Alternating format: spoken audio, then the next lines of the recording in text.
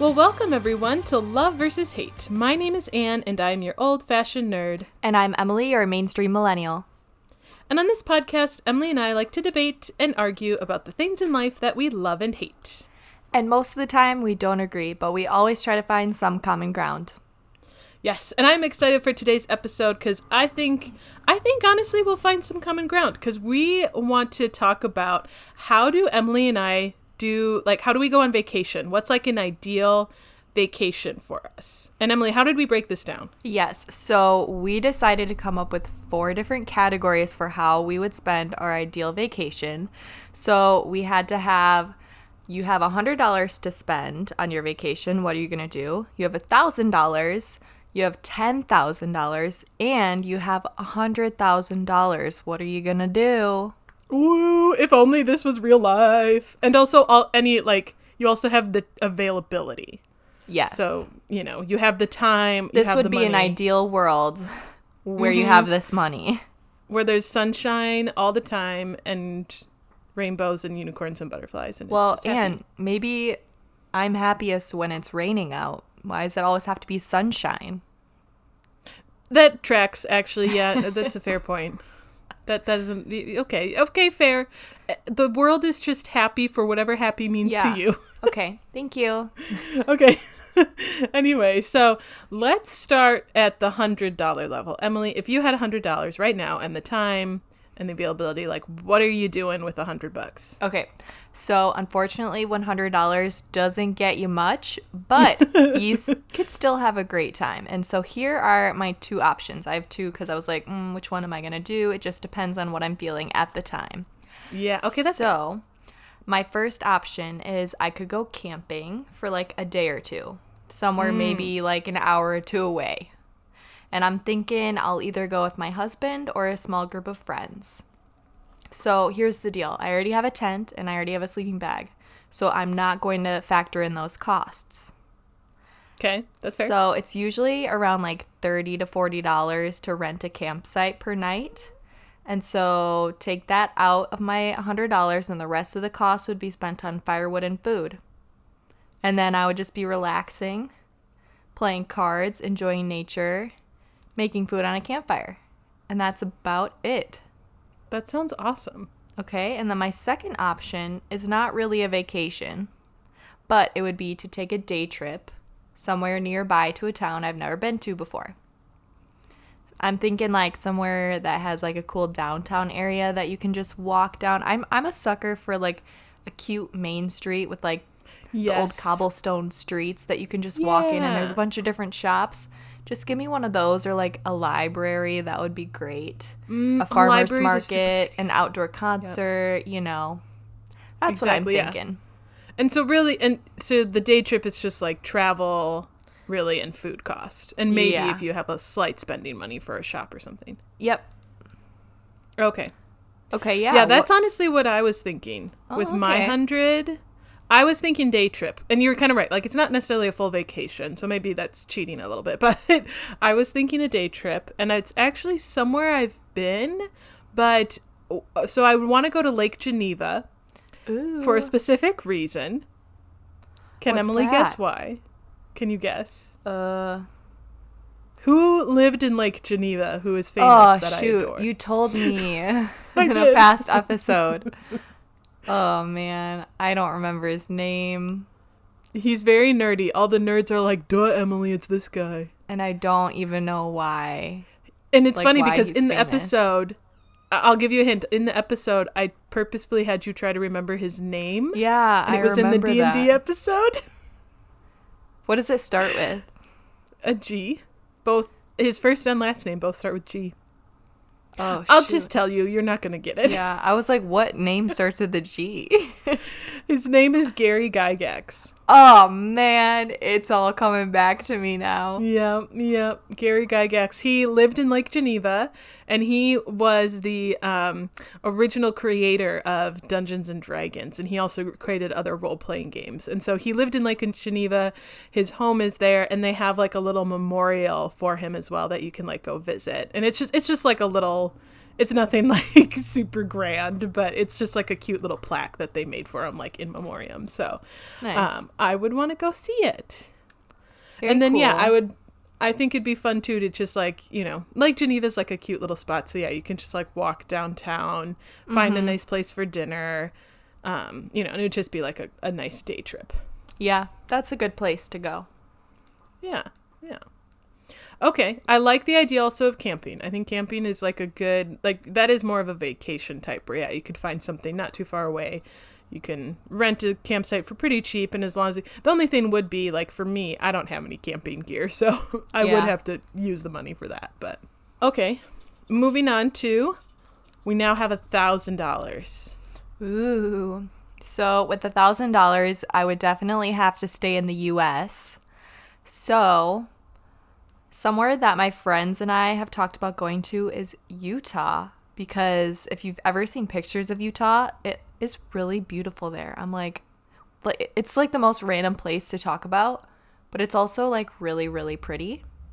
And so I feel like I'd want to go there in the fall when the leaves are changing colors. It would just be really pretty.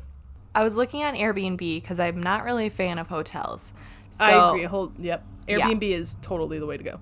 Yeah, and it's so fun to just look on Airbnb at all the different options there are. But I was like very surprised at how low the prices are of Airbnbs in Utah. Like, really? Yeah.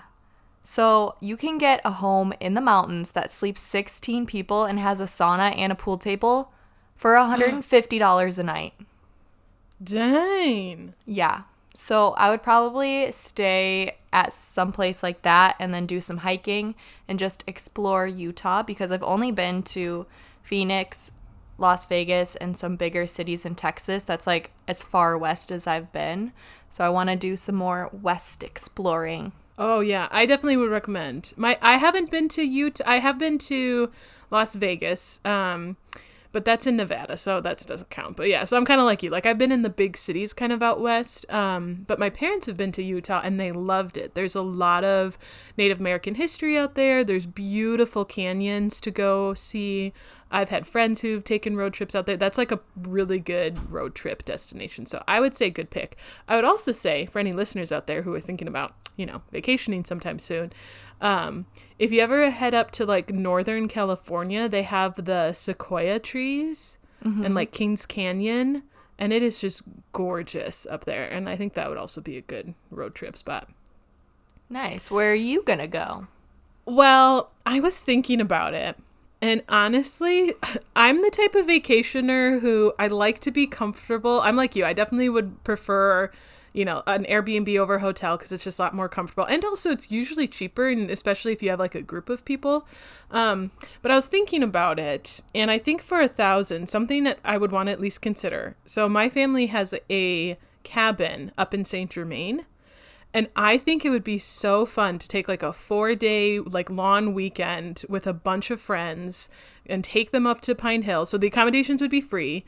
All we'd pay for is like travel and like food, but we'd get like a bunch of drinks, and we could get like, we have a big kitchen up in our cabin that we could like make all our food, and literally just like not plan to go anywhere. Just literally have 4 days on the lake with like games and just fun and a campfire and like no plans at all, and just have like a full 4-day weekend with like all my friends. And I just think that would be really fun. So, okay, that sounds really fun, but what are you going to do with the $1,000? It's all for like food and travel costs, because the cabin is a little bit of a ways away. It's like a 3, almost 4-hour drive. And with how gas prices are today, That's like $200. Yeah. And that was the thing. I would pay for, though, like with the money, I'd be able to pay for my friends' like travel costs. Like they wouldn't have to pay for gas. Like part of the money would go to that, is what I was thinking. Oh, okay. Yeah. Very nice. So it would be like you. it would be like an all expenses paid for my friends, but I'm just using the $1,000 for that. And there was an idea. That's kind of what I was thinking.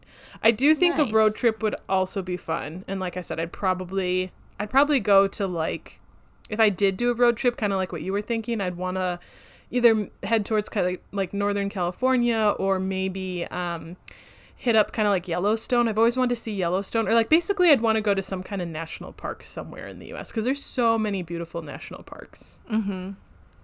Nice. Okay. So let's say you have $10,000. How are you spending your vacation? Okay, so with 10,000, we're getting a little bit like more exotic here. You know me, I'm a big nerd, so I'm going to New Zealand. Okay, New Zealand is amazing. Is that where The Hobbit or something is? Good job, Emily. I was going to ask. Yes, they filmed The Hobbit and, of course, the Lord of the Rings trilogy there. And when they filmed that, so when they originally filmed The Hobbit, or I'm sorry, when they originally filmed The Lord of the Rings, they had built a whole set for Hobbiton and for Rohan and like all these different places. They built all these sets, but as part of like their agreement, because they, you know, New Zealand didn't want to disturb the natural environment, they had to agree to like put it back the way they found it. So every blade of grass that they like tore up, they literally, they had like sheets of grass that they preserved, and when they were done, they like laid these sheets back out onto the ground because they had to preserve everything.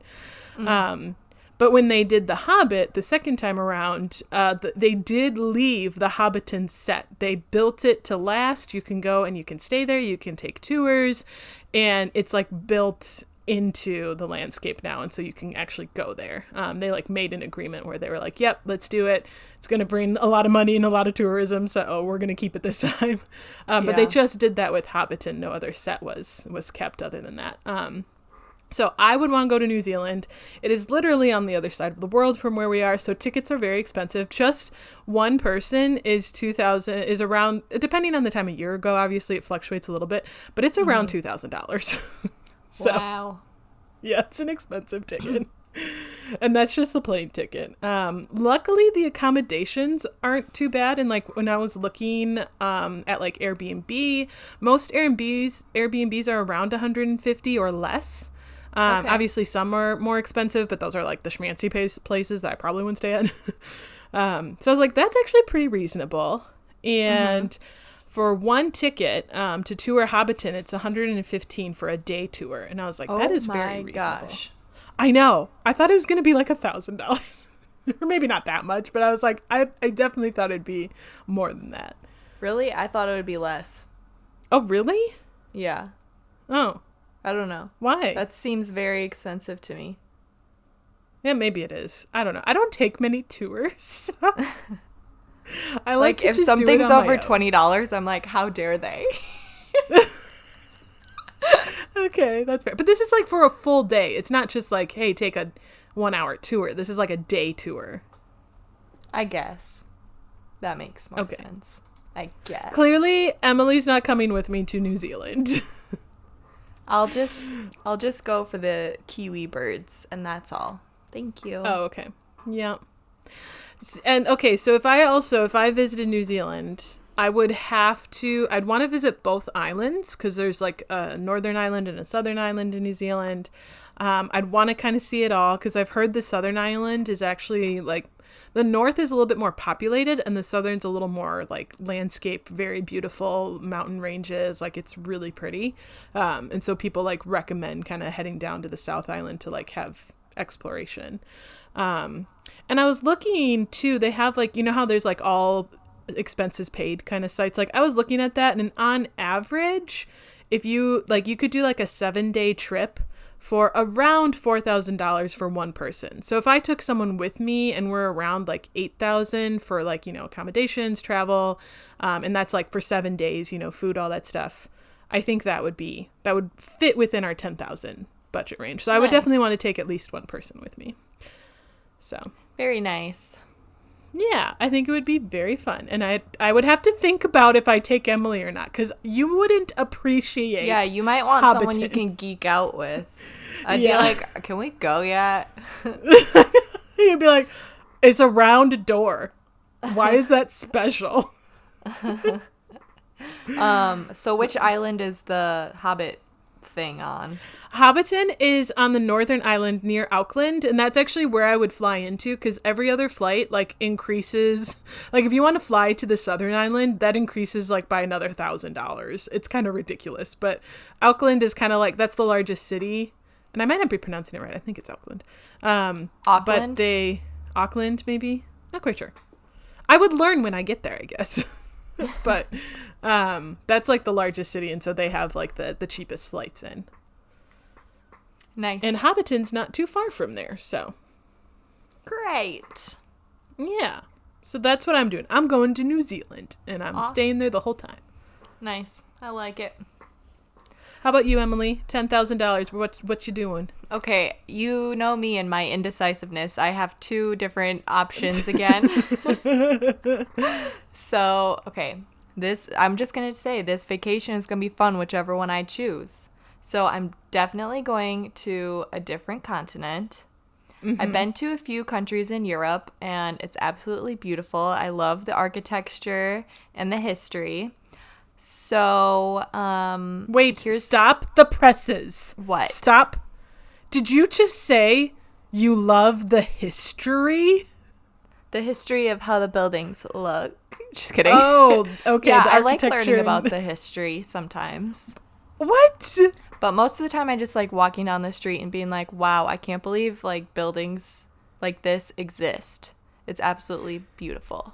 Yes. See that I guess that's tracking a little bit more. I thought you were saying, like the history of like, because in Europe everything is so much older than it is in America. So there's a lot of cool museums and a lot of ancient artifacts and like stuff like, yeah, there's so much history. I like going to the museums, but like I don't like learning about like the history in terms of like just hearing somebody talk about things in a museum. Like I don't really care about the people talking to me. I just want to go and look at things, More of a visual learner. So my first option is to go on a tour de Europe. I don't know if that's a thing to say, but I'm making it a thing today. I think it sounds like Tour de France is a thing, but I'm calling it Tour de Europe today. So the countries and places I'd want to visit are Porto, Portugal, Budapest, Hungary, somewhere in Iceland, I'm not sure of the location yet, and then Athens and Mykonos in Greece, and then Rome, Italy. Ooh, yes. So flights to Europe are around like $1,000, but we're just going to round up and say $1,500. And then I'd probably do like a 3 to 4 week vacation because that's just the way to do it if you want to go to all these different countries. Yeah. So I'd stay at each place for probably 2 to 3 days. And of course, I would use Airbnbs. And you bet I did my research on all the prices of Airbnbs. And I did kind of like the median of all the prices that I found. So total Airbnb costs for all these places and all these nights is around $3,545. And then throw in your $1,500 flight. And then I'm going to say transportation between each of these countries is around $200, but it's probably not going to be that expensive, I would imagine, for like trains and things. So that leaves us at $6,245 for just transportation and like Airbnbs. So that leaves $3,755 to spend on food, entertainment and attractions, and transportation within the country and shopping or whatever else I want to do, which is around $530 at each country or place. Wow. Okay, you're fully thinking this one out. I am. It's like, am I gonna go there? I know. I was just gonna say, are you saving up? I mean, I would love to go here, but with the way that everything is costing now, I don't know, man. I know. Tomorrow you'll look at the flights and they'll probably go up like $1,000. I know, it's unfortunate. I wish travel was not so expensive and also not so time consuming in terms of like getting from point A to point B. Like, the 8-hour flight to get across the Atlantic Ocean is just, it's a bit painful. But then once you're over there, it's so easy to travel between all the countries, which is why I want to go to so many different places. That's fair. So, yeah, that especially in Europe, like that is nice. Okay, but then my second option is, I don't know if anybody is guessing this, or maybe Anne guesses. Do you want to take a guess at where I'm going next? South Korea. How did you know? I was honestly surprised when you said tour de Europe. Okay, so if it's not obvious, then you must be new to the podcast. Hello, my name is Emily, and I've recently become obsessed with K-pop, especially BTS. So I would love to go at a time where I can see BTS in concert and hopefully some other groups, but who the heck knows when that's going to happen, because, I'm not going there next weekend for their concert, sadly. At the time of recording this, they're going to perform next weekend. Anyways, so I'd probably spend most of my time in Seoul, but I would also probably want to visit Busan and Jeju Island. So, and then I thought it would be cool to stay at the place that BTS stayed at for one of their In the Soup seasons. But Anne, guess how much it costs?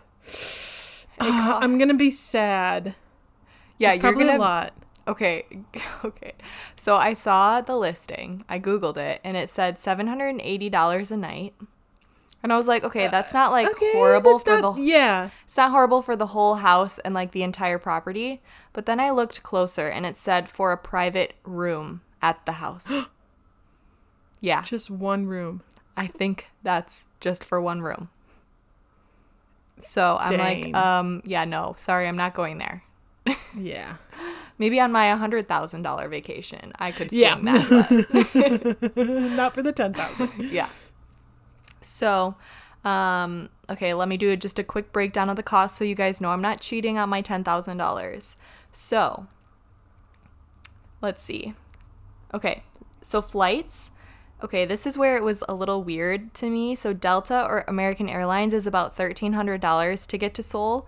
But then you can do a Korean airline, and that's $2,600. So I'm like, what's the difference? And it's more time if you go to the Korean airline. So I'm like, why is it more time and more money? I don't know. I'm going to Delta or American Airline, I guess. Yeah, clearly.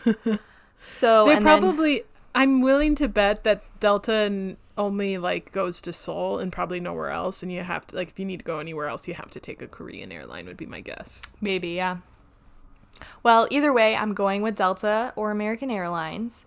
And then cost for Airbnb, I did for 4 nights at each place. So in Seoul, it's about $200 to $250 a night. Busan is $100 to $200 a night. And Jeju Island is also $100 to $200. So that's about... So you could do all of them. Yeah. So that's about $2,100 for Airbnb and $1,300 for the flight. So then you get $6,500 or so to spend on travel between the cities, things to do, eat, and of course shopping, because I'm going to the BTS museum. And I'm spending all my money there. Oh, wow. Yeah. Any remainder budget you have left over. Yeah. I mean, Emily, you should probably just plan to at least set maybe $2,000 aside just for that. Yeah, definitely. Yeah. So. Okay. So okay, this is the ultimate question. Mm-hmm. Are you taking me with you? Well, you can use your own money. Oh, okay. No. Okay. I mean, I could make it work. Then I would just have $2,000 to spend on everything else. You know? $2,000 spending money. Yeah, I could do that. Okay. Okay, good. Okay. Well, just wanted to clarify. Actually, oh, never mind. What? I was doing the wrong math in my head, but then I realized. So we're good. Oh, okay. Okay, so we can go. Yeah, we're going. We're going to Seoul. All right, we're going to Seoul. Perfect. Just so you know, all of our listeners, this is going to be from you guys. So let's start that Patreon, Emily. Start making that money. That would be amazing. I would love it. Yes. That would be so fun. That would be so fun. I would have a blast. Mm-hmm. Which that actually leads nicely into my $100,000 vacation. I did not for the $10,000. I did actually look at prices for things and try to map out would I have enough money for this. For the $100,000, I'm just going to assume that I do, because I didn't take the time. For the $10,000, I was like, okay, no, I do want to make sure that I stay within budget. But for this one, it's basically sky's the limit. I would want to do a tour of Japan and South Korea. Like, I'd visit both.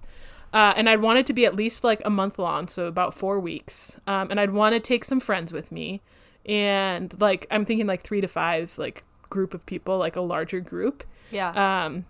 And I would absolutely want to pay for a tour guide, like someone who can translate for us, who like knows how to navigate, because it is a very different, like, it'll be a culture shock, you know? So paying for someone to be there to help us, like, I would definitely do that. So I think it would be an absolute blast. I've always wanted to visit Japan and like South Korea and kind of like Asia.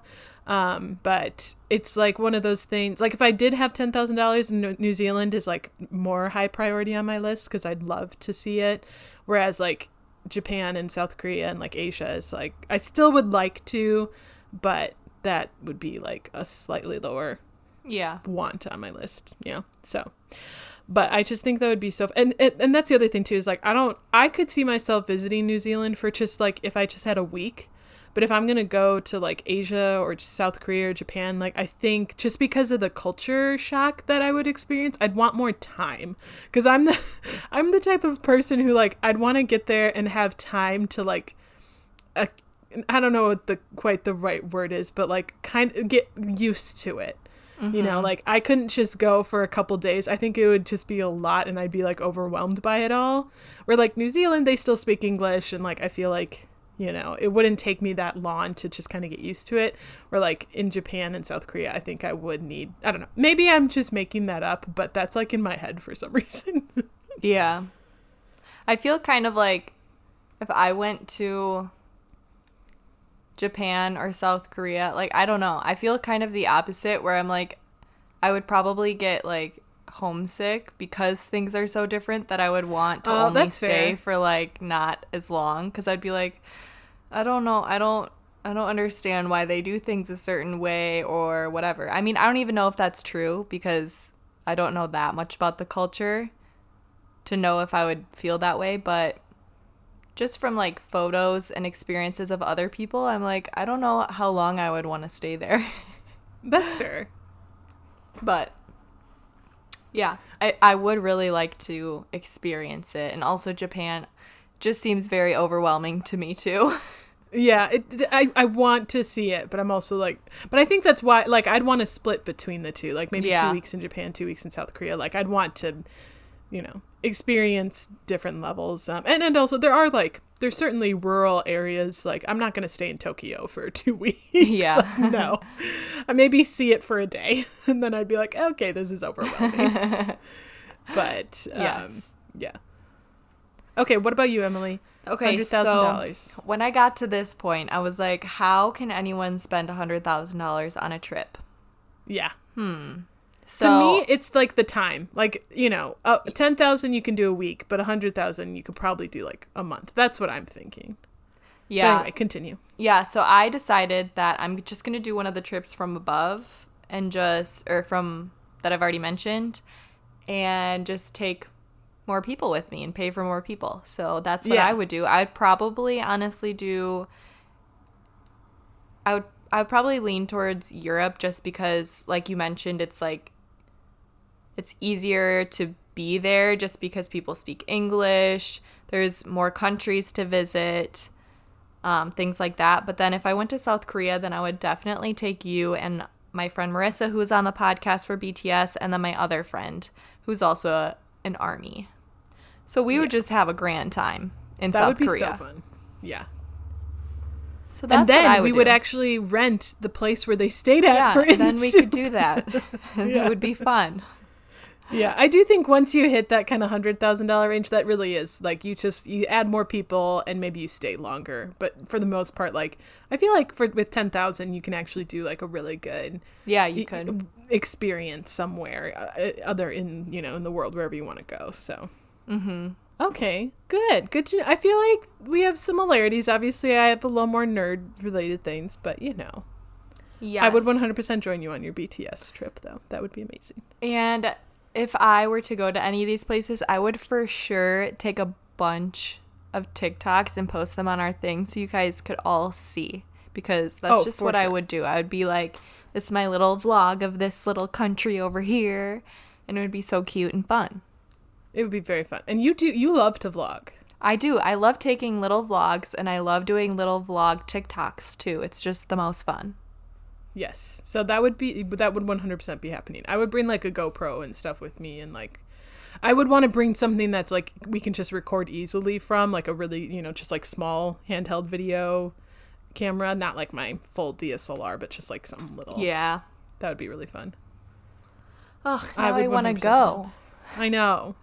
Well, I had a thought, Emily, and I wanted to run it by you.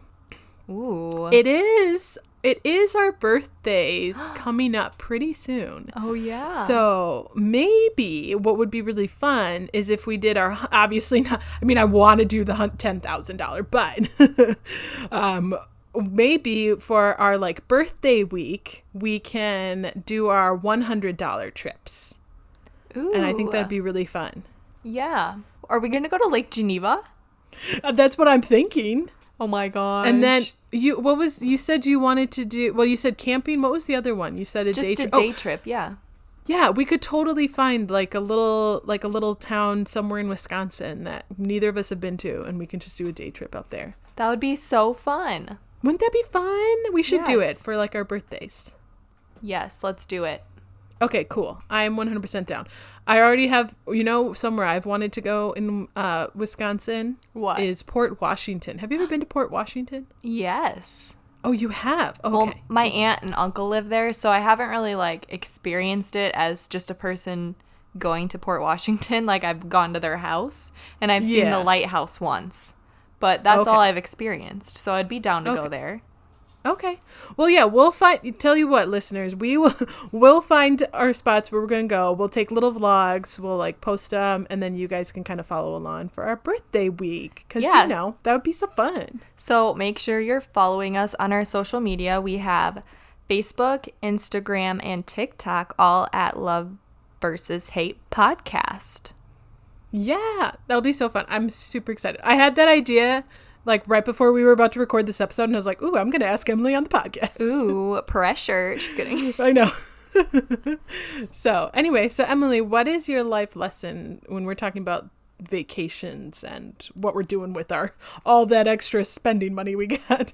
My life lesson is that you don't have to take all these extravagant trips if you don't have like the budget for it, or maybe like you're just trying to be healthy with the pandemic. You can take little trips in your own hometown, or even like you don't need to go far for you to have fun and like do a little staycation. Even if you wanted to, like you can just do whatever you want and call it a little vacation and still have a lot of fun. Or if you go across the globe, that's fun too, but I still like to have little staycations and just hang out and go to a different town that I've never experienced before. Yeah, I think that's a good life lesson. And also, even like you mentioned, where we live, there's so many like different museums or like wineries and breweries or restaurants or like escape rooms. Like there's so many different little things that I'm like, I didn't even know this was here. Or, there's different, there's like Cave of the Mounds and like different landscape areas too, or national like parks that are really fun to visit, and you just don't ever think about even visiting like what is in your like 50-mile radius even, or even in like your city, maybe a 10-mile radius. So yeah. So yeah, I would kind of second that life lesson. And I'd say for me, I think something too, sometimes when I'm thinking about like traveling Europe or traveling outside the country, and like for some reason to me it always feels like, oh my gosh, that's going to be like $20,000, or that's going to be like, I'm never going to do that. And I put like a never in front of that. So I would say for me, like actually, like when I was looking up for the $10,000 and I was like kind of looking up different prices for stuff, there were a few things I was like, oh, that's actually not as much as I thought it'd be.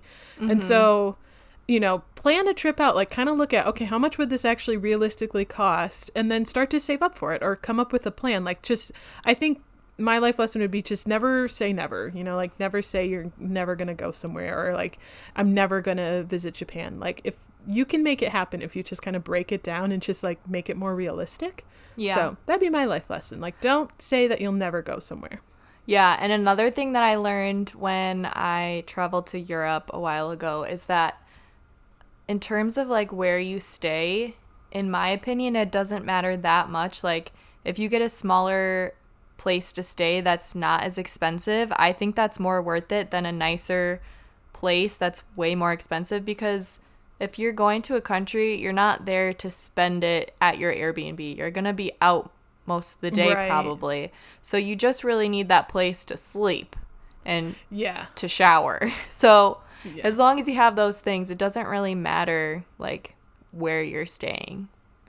So Yeah. that'll make your trip less expensive from that that's perspective. a good point.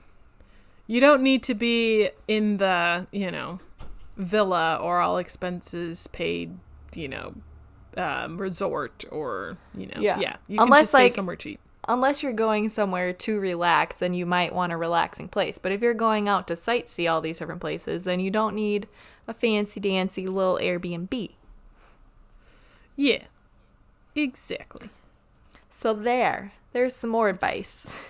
Yeah, we basically gave you like 5 life lessons. So There you go. y'all better follow them. Yeah, and I would love to know from you guys if you have gone anywhere that's like your favorite place you've ever been and we didn't talk about it today. Please let us know by sending us a message on like Instagram or Facebook or whatever, because I would love more inspiration.